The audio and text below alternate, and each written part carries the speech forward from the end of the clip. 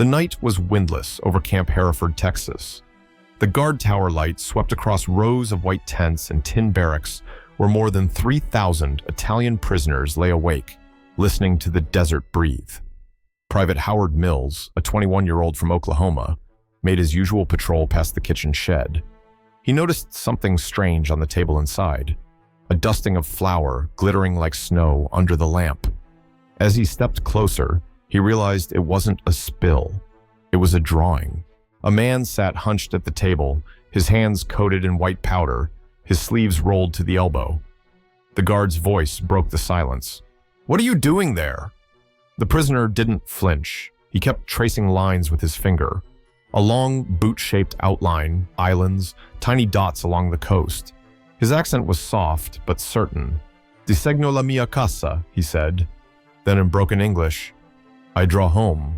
Carlo Venturi, 29, had once owned a small trattoria near Naples. Captured in Tunisia in May 1943, he was shipped with hundreds of others across the Atlantic aboard the SS James W. Denver.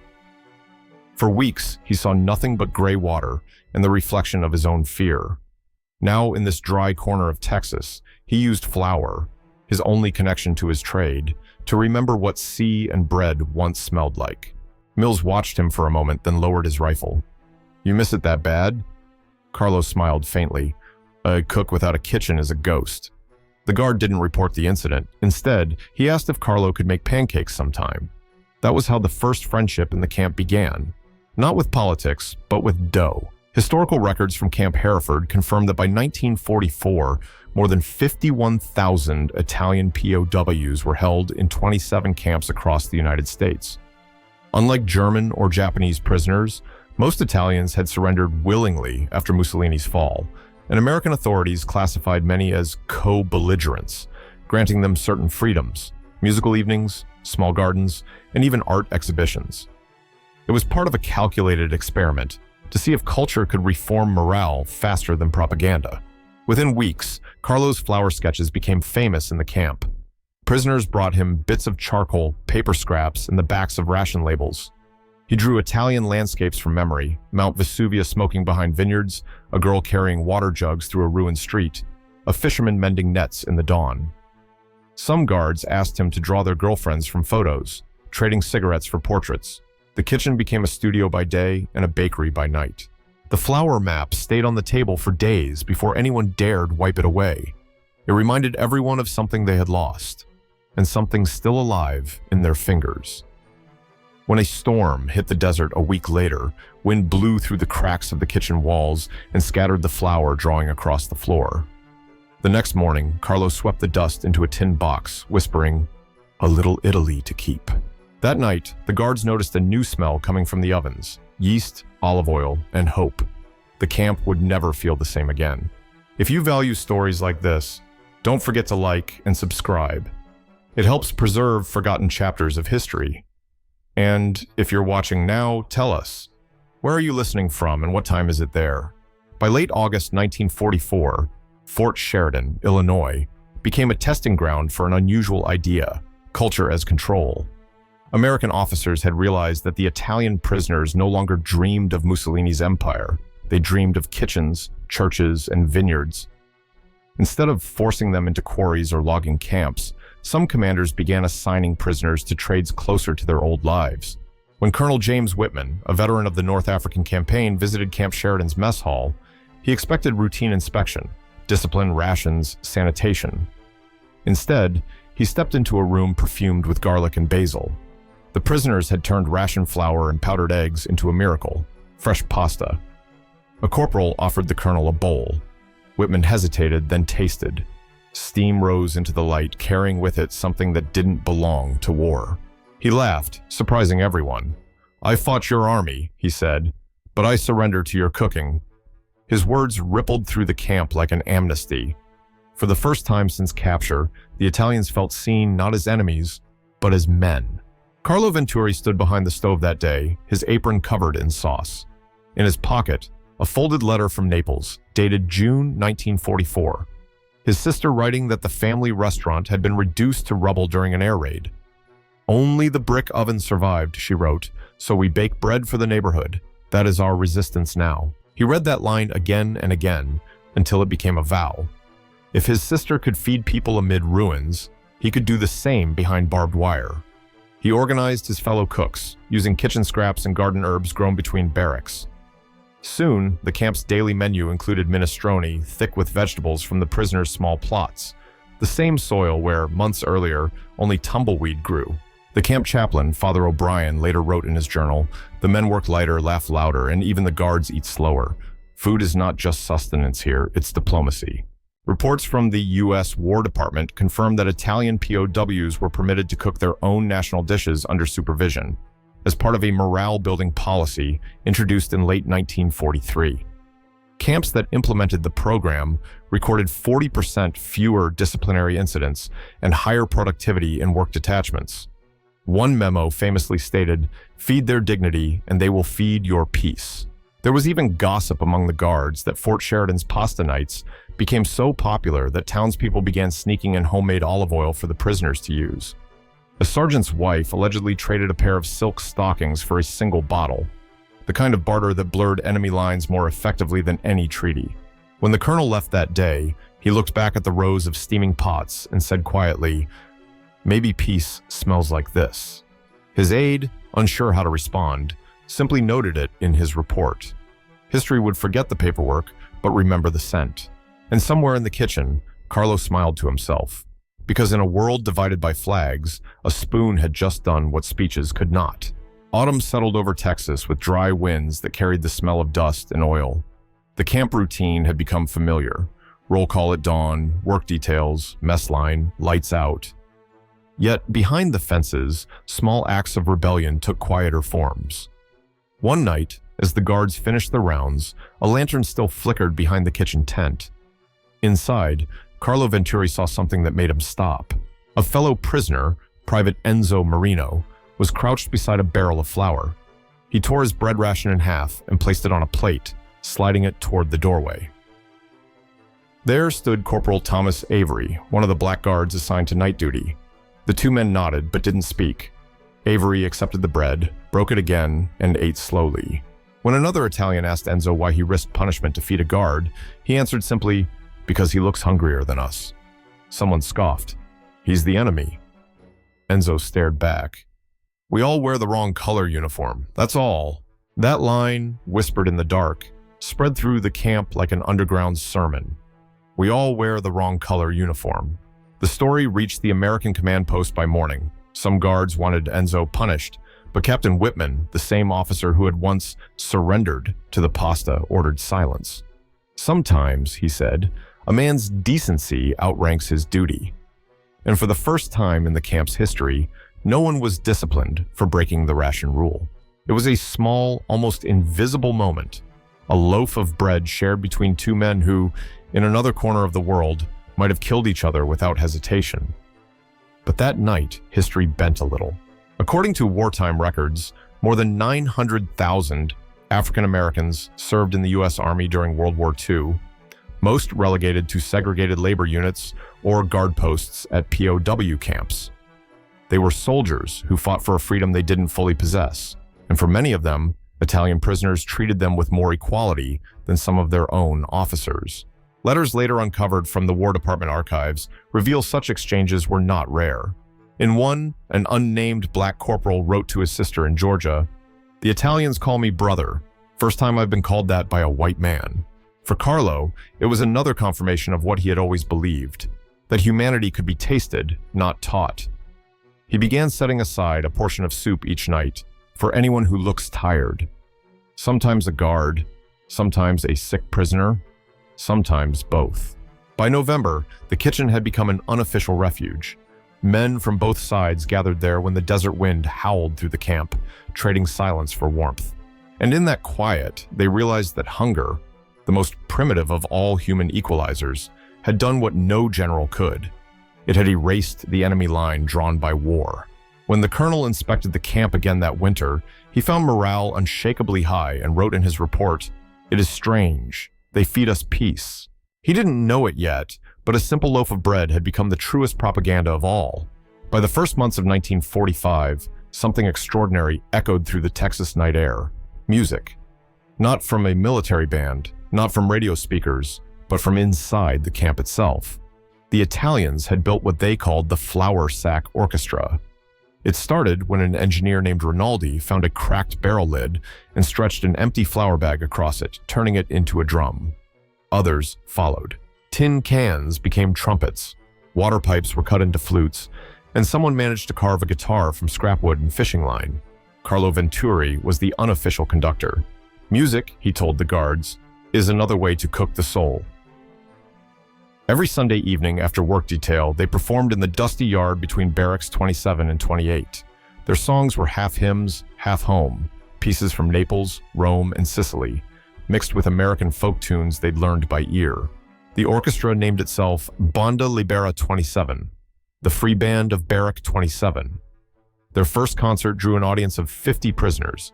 The next week, over 200 came, including guards. Even Colonel Whitman attended once, standing at the edge of the crowd, arms folded, unable to hide his smile. The camp chaplain recorded in his diary on February 11, 1945, "I witnessed tonight a miracle of harmony. There were no officers or prisoners, no fences, only applause." One evening, they performed a song that would become the camp's anthem, Casa Lontana, Distant Home. It was slow, almost a lullaby. The refrain spoke of the smell of bread, the sea wind, and mothers waiting at windows. By the second verse, many guards had removed their caps. When the final chord faded, nobody clapped. They simply stood still, caught between shame and beauty. Music, like food, had become a second rebellion. It gave voice to the idea that being civilized was not a privilege of victory, but a right of survival. It also transformed the camp's atmosphere. Prison fights dropped to zero that spring. The guards began calling the prisoners the Orchestra Boys, a nickname that reached the War Department's morale division. According to the Chicago Tribune archives, a feature in March 1945 titled "Opera Behind Barbed Wire" described how Italian POWs at Camp Atterbury, Indiana, and Camp Aliceville, Alabama, had similarly formed orchestras and staged concerts for townsfolk. One camp even raised $2,300 from ticket sales, donating it to the Red Cross. That detail spread like wildfire among POWs nationwide, proof that even captivity could produce generosity. The Americans, astonished, sent harmonicas and sheet music through official channels. The report was later summarized with one line: "Enemy culture has become our ally."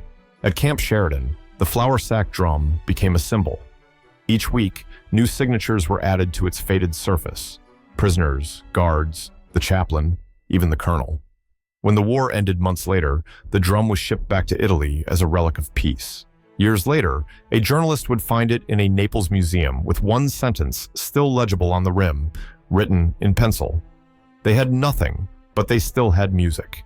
That phrase would outlive every uniform that once divided them. The war in Europe ended, but in Camp Sheridan, the boundaries between enemy and ally were already melting long before the surrender. By the spring of 1945, the camp had turned into a small, self-sufficient town with gardens, a chapel, and that little kitchen where Carlo still ruled with a wooden spoon. Yet, amid this calm, small storms brewed: jealousy, pride, and doubt. One afternoon, an argument broke out between prisoners during meal prep. Two younger Italians accused Carlo of selling his honor by pleasing the Americans. "You're cooking for them, laughing with them. Have you forgotten who bombed our cities?" they shouted. Carlo didn't raise his voice. He wiped his hands and said, "I feed people so we don't become what the war made us." Out. That night he wrote a letter home, fragments of which survived in military censors' archives. "I am called traitor for baking bread, but I feel more Italian when I remember how to share." The gossip spread beyond the fences. Some American officers worried that all this comfort softened the prisoners' discipline. A War Department memo dated May 8, 1945 warned, "Excessive fraternization may compromise authority and order." The next week, the colonel ordered the music nights suspended and stricter curfews enforced. Morale plunged overnight. But then something unexpected happened. The American guards protested quietly. "Sir," one of them said, "the music keeps them human. It keeps us human." The colonel hesitated. He had seen too much to dismiss that truth. Within a week, Sunday concerts resumed. The fence lights stayed dimmed longer, and from the desert wind came the hum of violins and laughter again. For Carlo, it was proof that kindness had its own gravity, a pull stronger than politics. Yet in his letters, he confessed a gnawing guilt. His younger brother had died in Sicily, fighting Allied troops. "He died calling us enemies," Carlo wrote. "If I survive by cooking for them, am I betraying him or redeeming him?" That question never left him, and it lingers for us too. How far should compassion go in times of war? Is kindness toward an enemy a form of strength, or the first crack of surrender? In the camp, each man answered differently. Some refused to eat American food, others joined work crews to rebuild nearby farms damaged by storms. Statistics later revealed that more than 90% of Italian POWs volunteered for agricultural work in 1945, harvesting over 40 million pounds of crops across the Midwest, a silent army rebuilding what bombs had destroyed. At night, the prisoners would sit outside the barracks, watching trains whistle past toward Chicago. Every sound carried both hope and homesickness. And in the kitchen, the empty plate reserved for Enzo's brother still waited, untouched, glowing faintly in the lamplight, a reminder that even peace can taste of loss. By December 1944, Christmas approached with a chill that cut through the barracks. The desert was silent, except for wind and the rattle of tin roofs. Carlo wanted to create something that felt like home. He convinced the guards to lend him the kitchen for one night. No schedules, no orders, just one shared meal. Permission came reluctantly, but finally, a note signed by Colonel Whitman. Authorized. Morale event, 24 December 1944, under supervision. That evening, the prisoners and guards gathered around makeshift tables lit by kerosene lamps. The Americans roasted turkey and sweet potatoes. The Italians rolled pasta with empty bottles, shaped it by hand, and simmered tomato sauce in army kettles. Someone strung lights from truck batteries, and snow, rare in Texas, began to fall lightly outside. As the men took their seats, there was a strange silence, almost reverent. A young prisoner named Luigi lifted his glass and said softly, "We are all far from home. Tonight, this camp is Italy." The guards didn't laugh. They raised their cups too. Then came the music. The Flour Sack Orchestra returned, playing Silent Night, first in English, then in Italian. Voices joined, one after another, until the boundaries between languages dissolved. An old sergeant hummed "O Sole Mio." An American chaplain answered with amazing grace. By the end of the night, the camp wasn't divided by flags, but joined by sound and steam. In the following days, the colonel wrote in his personal logbook, "I have witnessed an army feed another. It is possible that this is what victory should look like." Later, a reporter from the Dallas Morning News visiting the camp would write, "If peace ever had a rehearsal, it was that night in Texas." Even the statistics spoke quietly of change. Out of more than 50,000 Italian POWs in the United States, less than 1% attempted escape, a record unmatched by other prisoner groups. Most cited humane treatment and shared labor as reasons for cooperation. For Carlo, that Christmas marked something deeper. He realized he had not just taught Americans to cook, he had taught them to remember. "Food," he wrote in his diary, "is how people forgive each other without words. If you were there that night, would you have joined their table, or would you have kept your distance, afraid to share with someone who, yesterday, was your enemy?" The question remains for every generation. Wars end, but the courage to sit down together is rarer than victory itself. When the night finally ended, the guards helped clear the tables. Someone saved a single plate of pasta, untouched, a tribute to the absent, the dead, and the far away. Snow covered it before dawn, turning red sauce into a frozen flour, fragile, brief, unforgettable. By late 1946, the barbed wire came down. The war was over, and the ships waited to carry the remaining Italian prisoners home. Some wept. Others hesitated, staring at the dusty camp that had somehow become familiar. For Carlo Venturi, it felt like leaving a second homeland. One built not on pride, but on the quiet redemption of work and kindness. On his final morning in America, he rose before dawn and walked to the kitchen one last time. The stoves were cold, the shelves bare, the smell of flour still faint in the air. He set out his few belongings, a wooden spoon, a stained apron, and a folded paper recipe titled Spaghetti alla Camp 27. Around it were signatures from both sides, Americans and Italians alike. At sunrise, the train whistle called. He packed the recipe into his coat pocket, but before leaving, he cooked one last meal for the guards, pasta with whatever remained, canned tomatoes, dried herbs, and a handful of ration flour. The men ate in silence. No speeches, no orders, just gratitude. When the ship docked at Naples weeks later, Carlo stepped onto soil that no longer resembled the home he had drawn in flower. The trattoria was gone, his brother's grave unmarked, the streets shattered by years of bombing.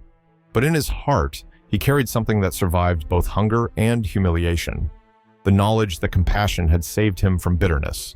Decades passed. America forgot its camps. Italy rebuilt itself from ruins. Yet one story traveled quietly across the ocean. In 1970, a retired American sergeant named Thomas Avery, the same guard who had once shared bread with an Italian prisoner, opened a small restaurant in Kansas. On the wall hung a yellowed piece of paper framed behind glass. Ricetta Originale, Spaghetti alla Camp 27, WWII. Below it, a note. He didn't bring home a medal, he brought home a recipe. Locals said the dish tasted like peace. Simple, humble, and inexplicably moving. The old sergeant never explained where he learned it, only that a man with dusty hands once showed me how to feed the soul. When journalists later traced the origin of the recipe, they found that Camp 27, officially listed as Fort Sheridan POW Annex, had served over 3 million meals during its operation, none wasted, none forgotten. Historians wrote that no recorded mutiny, escape, or act of violence had ever occurred there. Some called it the most peaceful prison in wartime history. And somewhere in a museum in Naples, next to a flour sack drum and a faded letter from Texas, lies a wooden spoon with the words carved faintly into the handle. Pane, musica, perdono. Bread, music, forgiveness. The war had taken everything but left one truth. A kitchen can be more powerful than a battlefield. History often records empires and battles, but it rarely remembers the quiet revolutions that happened behind fences and stoves. Carlo Venturi's story, like thousands of others lost in translation, reminds us that victory without humanity is hollow, and captivity without compassion is a slower kind of death. Those camps, born of conquest, became unlikely classrooms for peace. In every shared loaf of bread and every note of Casa Lontana, men rediscovered their own dignity. What endures from this story is not the scale of war, but the scale of the human heart, the capacity to rebuild connection even in places designed to erase it. Somewhere tonight, in a kitchen far from Texas, someone rolls out pasta on a wooden board, humming softly, unaware that the recipe in their hands was once written in captivity. Perhaps that is how memory survives. Not through monuments or medals, but through flavors, songs, and gestures of decency repeated by those who never knew the original pain. In that sense, Carlo's flower map of Italy was never erased. It simply changed continents, drawn again and again in every act of kindness that turns an enemy into a neighbor.